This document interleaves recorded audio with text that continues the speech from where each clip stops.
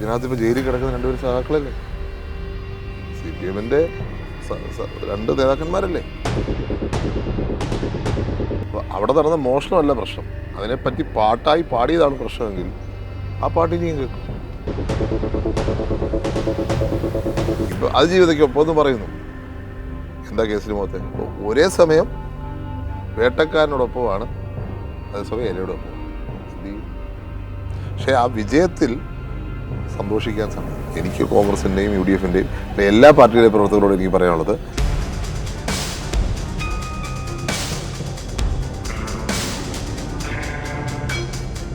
നമുക്കിപ്പോൾ ഉള്ളത് നമ്മുടെ പുതുപ്പള്ളിയിലെ സ്വന്തം MLA ആയിട്ടുള്ള ചാണ്ടി ഉമ്മൻ സാറാണ്. നമുക്കറിയാം തദ്ദേശ തിരഞ്ഞെടുപ്പിൽ ഒരുപാട് വലിയൊരു വിജയമാണ് UDF കൈവരിച്ചത്, പ്രത്യേകിച്ചും കോട്ടയത്ത്.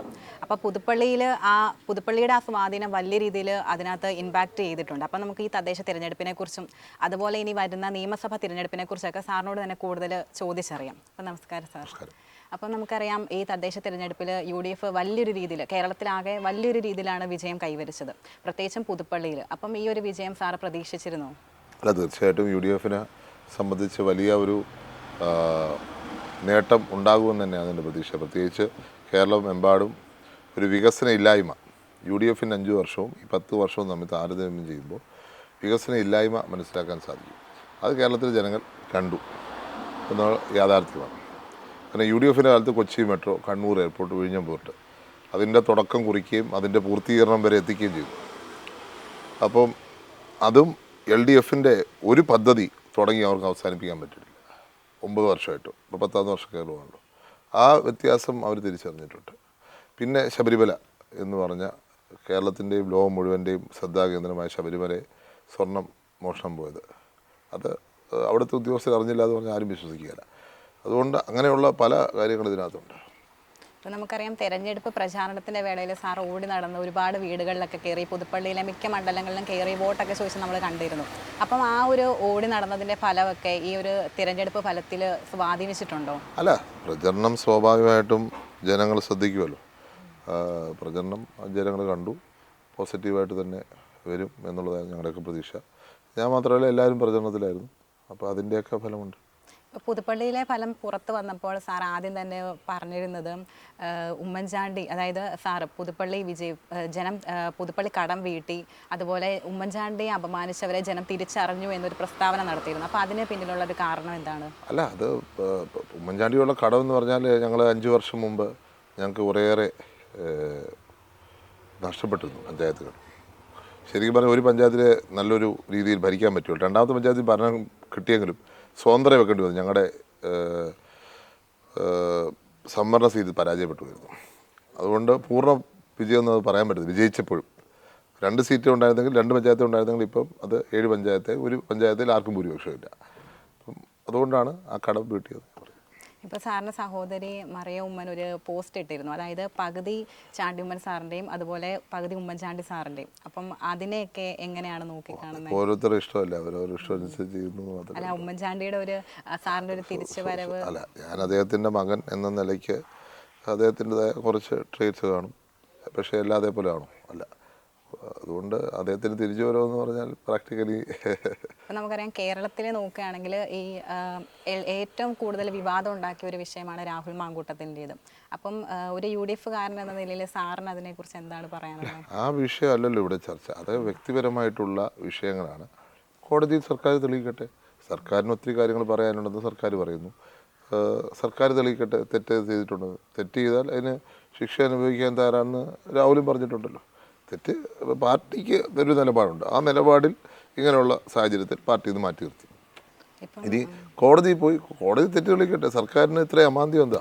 അതുകൊണ്ട് തന്നെ കോടതിയാണ് ഇനി പറയേണ്ടത് തെറ്റുകാരനാണോ അല്ലേ, എന്നിട്ടല്ലേ ബാക്കി പറയാൻ പറ്റും. ഇപ്പം നമുക്കറിയാം ഈ തദ്ദേശ തെരഞ്ഞെടുപ്പിൽ കൂടുതലും LDF ഉയർത്തിയ ഒരു, അതായത് LDF-ൻ്റെ ശബരിമല സ്വർണ്ണക്കൊള്ള അതുപോലെ അഴിമതിയൊക്കെ മറയ്ക്കാൻ വേണ്ടിയിട്ട് രാഹുൽ മാങ്കൂട്ടത്തിൻ്റെ വിഷയം എടുത്തു എന്നൊരു പ്രചാരണം ഉണ്ടായിരുന്നു. അപ്പോൾ അതിനോട് യോജിക്കുന്നുണ്ടോ?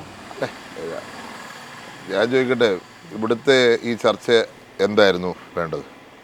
റോഡുണ്ടോ? വെള്ളമുണ്ടോ? വെളിച്ചമുണ്ടോ?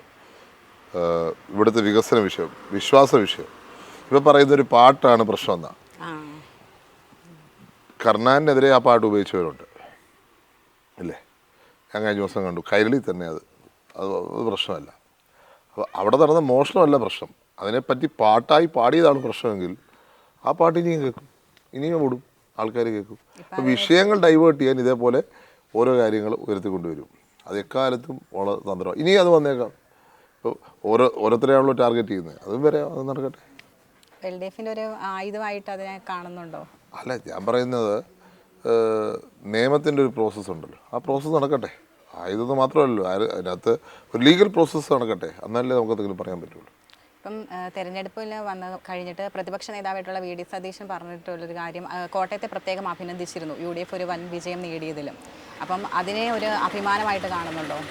അല്ല, കോട്ടയത്ത് വലിയൊരു വിജയമുണ്ടായെന്നുള്ളതിൽ വലിയ സന്തോഷമുണ്ട്. പക്ഷെ കോട്ടയം മാത്രമല്ല, കേരളം ഒട്ടുക്ക് ആ വിജയം ഉണ്ടായി എന്നുള്ളതൊരു യാഥാർത്ഥ്യമാണ്. പക്ഷേ ആ വിജയത്തിൽ സന്തോഷിക്കാൻ സമയമില്ല. വർക്ക് ചെയ്യണം, വർക്കിലോട്ട് പോകണം. SIR ശ്രദ്ധിക്കണം.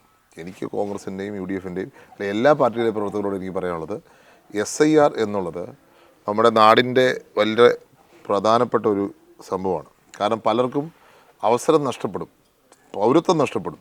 അതുകൊണ്ട് SIR ശ്രദ്ധിക്കണം എന്നുള്ളത് എനിക്ക് പൊതുവേ പറയാനുള്ളൊരു കാര്യമാണ്.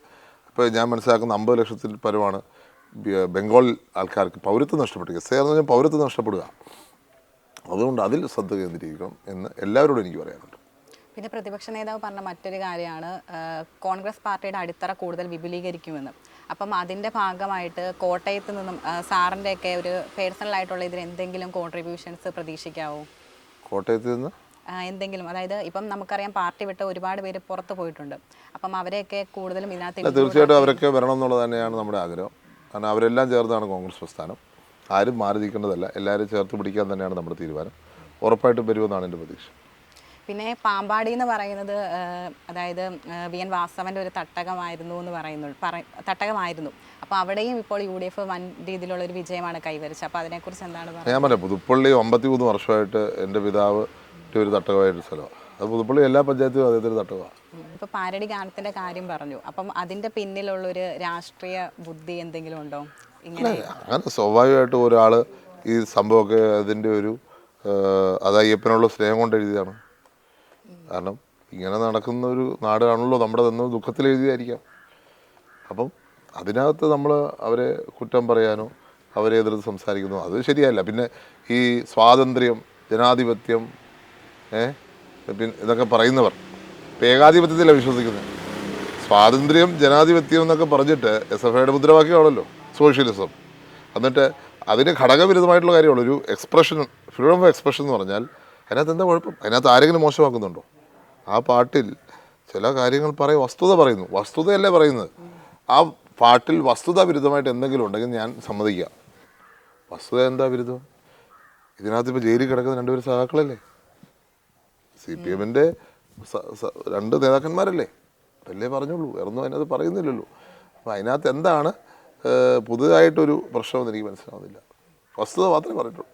ഇപ്പോൾ നമുക്കറിയാം കേരളത്തിലെ മറ്റൊരു വിഷയം എന്ന് പറയുന്നത് നടി ആക്രമിക്കപ്പെട്ട കേസാണ്. അപ്പം അതിനകത്ത് സർക്കാരും എല്ലാവരും അതിജീവിതയ്ക്കൊപ്പമാണ്. അപ്പം രാഷ്ട്രീയത്തിൽ നിന്നും സിനിമ രംഗത്ത് നിന്നും ഒരുപാട് പേര് പറഞ്ഞത് നീതി ലഭിച്ചിട്ടില്ലെന്നുള്ളൊരു പറയുന്നുണ്ടായിരുന്നു. അപ്പം അതിനോട് സാറിൻ്റെ വ്യക്തിപരമായിട്ടുള്ളൊരു അതിനകത്ത് ഇപ്പം അങ്ങനെ സർക്കാരിനും എല്ലാ ഒപ്പീനിയൻ ഉണ്ടെങ്കിൽ സർക്കാർ ആദ്യം ചെയ്യേണ്ടത് കോടതി പോകണം. കോടതിയിലല്ലേ നമുക്ക് നീതി കിട്ടത്തുള്ളൂ. അപ്പോൾ കോടതിയിലോട്ട് കൂടുതൽ തെളിവുമായി ഫർദർ കോർട്ടിൽ അടിയന്തരമായി പോയി അത് തെളിയിക്കണം. സർക്കാർ വെറുതെ പറഞ്ഞാൽ പോരാ.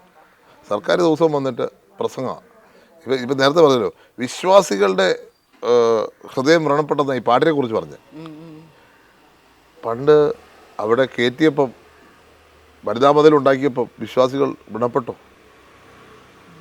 അതൊക്കെ കാലത്തിനനുസരിച്ച് മാറിക്കൊണ്ടിരിക്കും. ഇപ്പോൾ അതിജീവിതയ്ക്കൊപ്പം എന്ന് പറയുന്നു.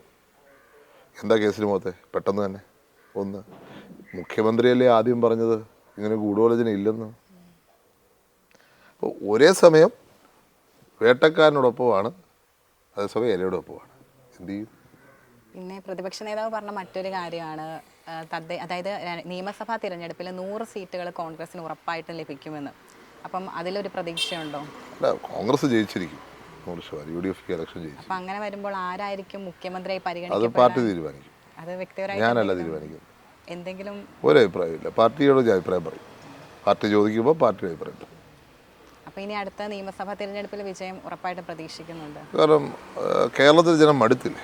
ഞാൻ ചോദിക്കട്ടെ, ഇപ്പം വന്ന് ഒരു പാട്ട് പോലും എഴുതാനുള്ള സ്വാതന്ത്ര്യം ഇല്ലാത്ത സാഹചര്യത്തിലേക്ക് കേരളം മാറിയില്ലേ. കേസ് കൊടുക്കുക പറയുന്നത്. അതാണ് ഇപ്പോഴത്തെ സാഹചര്യം. അപ്പോൾ നമ്മുടെ ഒപ്പം ഉണ്ടായിരുന്നത് പുതുപ്പള്ളിയിലെ MLA ആയിട്ടുള്ള ഉമ്മൻചാണ്ടി സാറിൻ്റെ മകനായിട്ടുള്ള ചാണ്ടി ഉമ്മൻ സാറായിരുന്നു. അപ്പം ഈ തെരഞ്ഞെടുപ്പിനെ കുറിച്ചൊക്കെ ഒരുപാട് കാര്യങ്ങൾ അദ്ദേഹം നമുക്ക് പറഞ്ഞു തന്നു. അപ്പോൾ ഇനി അടുത്ത നിയമസഭാ തിരഞ്ഞെടുപ്പിലും ഇതുപോലെ തന്നെ UDF വലിയൊരു വിജയം കൈവരിക്കാൻ കഴിയട്ടെ എന്ന് ആശംസിക്കുന്നു.